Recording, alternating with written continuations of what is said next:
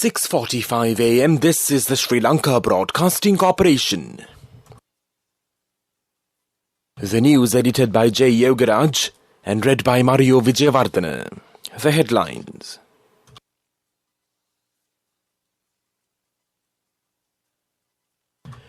Today is Durutu Poya Day. This Poya Day is celebrated on the first full moon in January and marks the first visit of the Buddha to Sri Lanka. The Yativara Suraksha Scholarships presentation in the Ratnapura district. The President instructs to expedite the construction work at the Kuragala sacred site. In the coronavirus update, 690 new cases detected in Sri Lanka yesterday. Sri Lanka reports another 14 coronavirus deaths yesterday. Heavy traffic at the Mirigama exit of the Central Expressway. In news overseas, Pacific volcano New Zealand sends a flight to assess Tonga damage. In sports, Sri Lanka won the first ODI against Zimbabwe by 5 wickets played at the Pallikale cricket grounds yesterday. Today is Durutu Poya Day. This Poya Day is celebrated on the first full moon in January and marks the first visit of the Buddha to Sri Lanka. This is a key religious and historic date in the calendar for Sri Lankans as it marks Gautama Buddha's first visit to Sri Lanka on the 9th month after attaining enlightenment.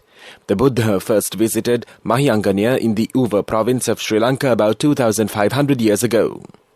According to the ancient texts of Sri Lanka, the Mahavansa and Deepavansa, the Buddha visited to bring an end to fighting between the two main tribes on the island. During his visit, the Buddha delivered sermons to the tribes.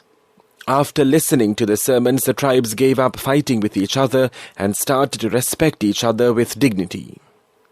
Impressed by the sermons, the local god Sumanasaman invited the Buddha to leave his sacred footprint on the peak of the Samanula mountain. Durutupoya marks the beginning of the 3-month pilgrimage season to the Samanula mountain in order to worship the footprint of the Buddha. The Poya is also celebrated with a spectacular procession Perahara at the Rajamaha Vihara, a Buddhist temple in Kalaniya about 7 miles from Colombo. Taking place on the pre-full moon Poya Day and attracting thousands of spectators, the Perahara involves dancers and animals and can take over 2 hours to pass by. In some years, there are 2 full moons in January. In such years, 2018 was the most recent example. The second full moon Poya is known as Adi, Durutu Poya, and this will be the date of the Perahara. Many Buddhist religious activities including pujas and pinkamas are conducted at island-wide Buddhist temples and viharas. President Gotabaya Rajapaksa presented the Yativara Suraksha scholarships to student monks in the Ratnapura district at the Sabaragamuwa Mahasaman Devalaya premises yesterday. According to the National Policy Framework Vistas of Prosperity and Splendor, the Buddhist Affairs Division of the Presidential Secretariat implements the program with the aim of giving foremost priority to Buddhism while protecting and nurturing it, the PMD said. Under this program, priority will be given to the medical insurance policies for monks and silmatas and assist in the certificate course of practical Buddhist studies of bhikkhu students, the development of attitudes, skills development, and international language courses. The Faculty of Languages of the University of Sabaragamuwa offers English, Tamil, Chinese, Hindi, Japanese, and German language courses for monks. Under the supervision of the Vice-Chancellor of the Sabaragamuwa University, Professor Udaya Ratnayaka, the program was initiated to award scholarships to student monks in the Ratnapura district. Marking this program, the President presented scholarships to 11 student monks who have qualified for the International Diploma in Languages courses. President Rajapaksa visited the Mahasaman Devalaya in Ratnapura and received blessings. A large crowd gathered at the temple, greeting the President, and the President spoke to them and inquired into their well-being. This news broadcast comes to you from the Sri Lanka Broadcasting Corporation.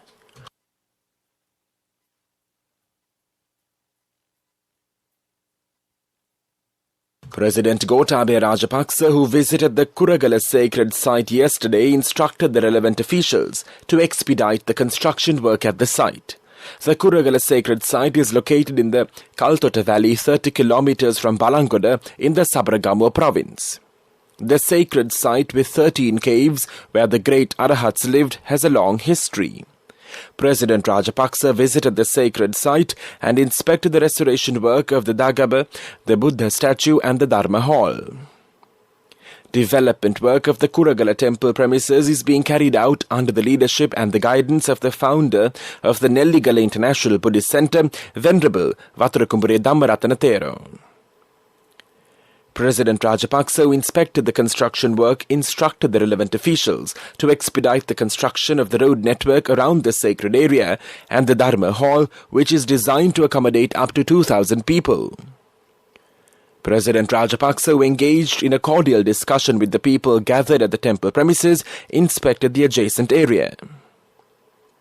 Minister Pavitra Vanyarachi, Governor Tikiri Kobbakaduwa, Member of Parliament Akila Elavala, the Chief of Defence Staff and the Commander of the Army General Shavendra Silva were also present at the occasion.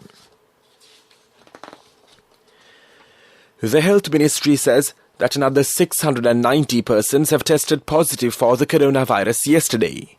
This figure includes 3 persons who arrived from overseas, while the remainder are community cases. Sri Lanka's COVID-19 caseload climbs to 596,347, with this while presently 12,926 patients infected with the virus are undergoing treatment. Meanwhile, the Director General of Health Services has confirmed another 14 coronavirus-related deaths for January, increasing the death toll in the country due to the virus to 15,211 as for the 15th. This includes 4 males and 10 females, while 4 of the victims are in the age group of 30 to 59 years. The remaining 10 patients are aged 60 years and above. A severe traffic congestion was reported at the Mirigama exit of the Central Expressway. The Mirigama-Kurunegala section of the Central Expressway was opened to the public on Saturday by the President and the Prime Minister. The Athugalpura entrance, the second phase of the Central Expressway, which spans 40.91 kilometers in distance, has 5 interchanges at Mirigama, Nakalagamuwa, Dambukka, Kurunegala and Yagapitiya. Travel on the newly opened stretch of the expressway was toll-free until last afternoon. That's local news. The main news story is brought to you by Siddhalepa Vedamahatmya. The Minister of Environment, Mahinda Amaravira, says the conservation of the Kalini River should be prioritized under the 2022 Surakimuganga program.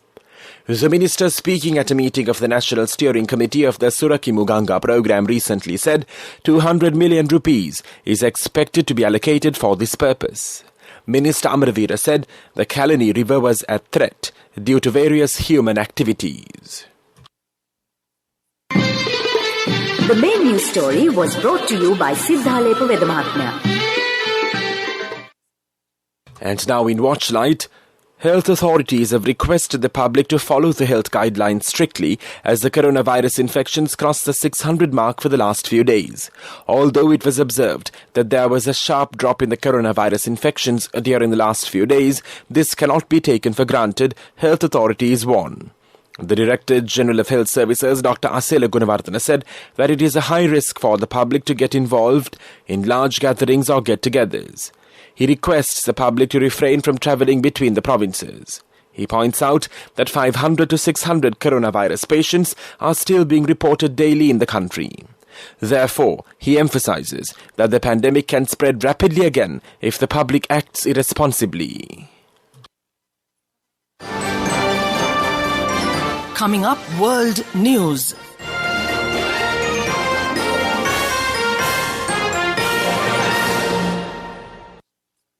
In world news headlines, Pacific volcano New Zealand sends a flight to assess Tonga damage. Millions under weather alerts as major winter storm hits the US and Canada. Beijing Omicron case prompts temple closures and queues for COVID-19 tests. New Zealand has sent a plane to Tonga to assess the damage after a huge volcanic eruption triggered a tsunami. The eruption has covered the Pacific Islands in ash, cut power and severed communications. Up to 80,000 people there could be affected, the International Federation of the Red Cross and Red Crescent Societies told the BBC. New Zealand Prime Minister Jacinda Ardern said the tsunami had wreaked significant damage. A winter storm is bringing heavy snow and ice to parts of the US and Canada, with millions under weather warnings. Thousands of flights have been cancelled and power cuts have been reported in some southeastern states. Virginia, Georgia and North and South Carolina declared states of emergency. The US National Weather Service said the storm would hit much of the eastern third of the country over the next 2 days, with more than 1 feet, 30 centimeters of snow expected in some areas. A Beijing Omicron case prompts temple closures and queues for COVID-19 tests. China has reported 65 locally transmitted COVID-19 cases for January 15th, including the first Omicron case in Beijing, just weeks from the 4th of February, the start of the city's Winter Olympic Games and the country's Lunar New Year holiday, according to Reuters. On Saturday, the capital Beijing reported the first local infection of the Omicron variant, involving a person who had visited multiple malls and restaurants in the previous 14 days. The person had not left the city since the start of this year. China has not said how many Omicron cases it has detected in total. And now the main points of the world news segment once again. Pacific volcano New Zealand sends a flight to assess Tonga damage. Millions under weather alerts as major winter storm hits the US and Canada. Beijing Omicron case prompts temple closure and queues for COVID-19 tests. That was World News. Development News is brought to you by Let's take all out of the coconut tree and make the island thriving and prosperous. Call our hotline 1928. WhatsApp 070 400 1928. India topped Sri Lanka's tourist arrivals in December and the entire year, according to data published by the Sri Lanka Tourism Development Authority. For most part of 2020, beginning April, Sri Lanka shut its borders, fearing the import of COVID-19 cases into the island nation, which was then making global headlines for managing the pandemic well, The Hindu reports.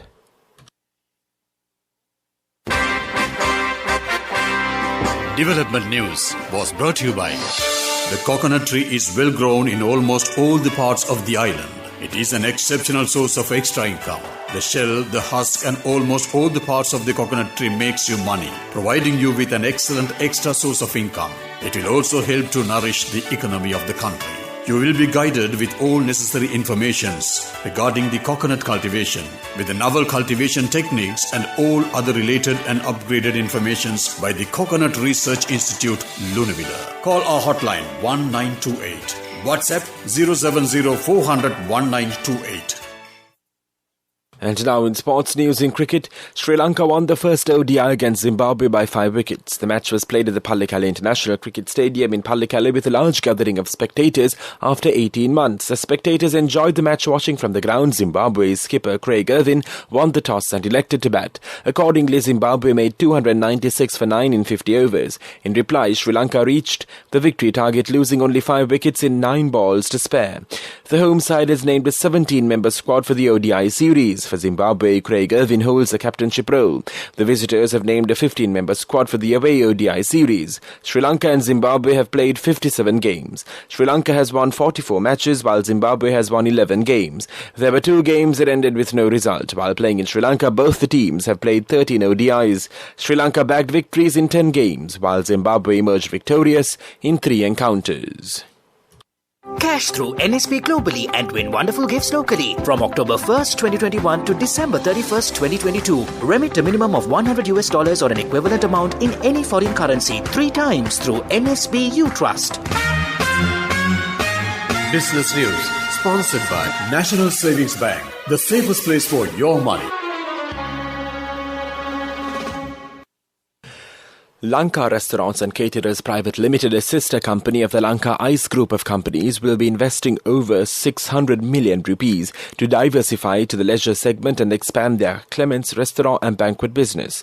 Managing Director, Lanka Restaurants and Caterers, Upeksha Fernando, told the Daily News Business after the opening of their second outlet in Chilau on Tuesday that they plan to build luxury villas in Chilau and Trincomalee.